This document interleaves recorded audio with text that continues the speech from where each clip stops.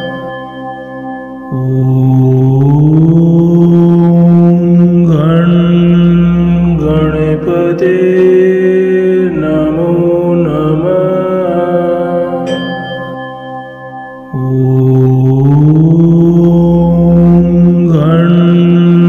गणपते नमो नमः।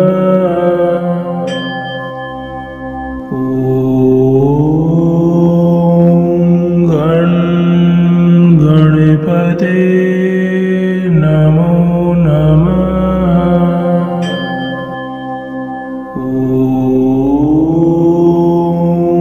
गण गणपते नमो नमः।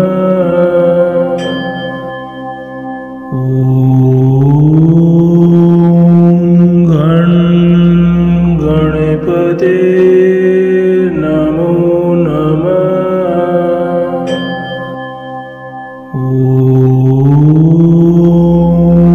गण गणपते नमो नमः।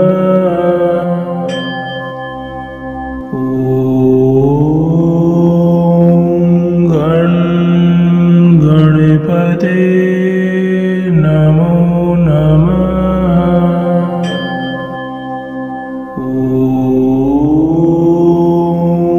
गण गणपते नमो नमः।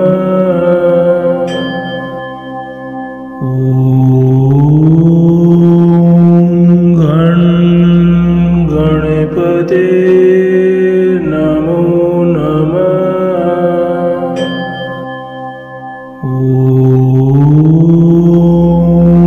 गण गणपते नमो नमः।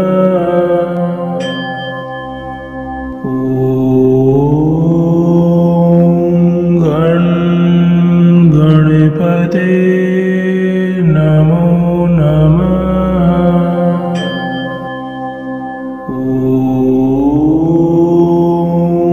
गण गणपते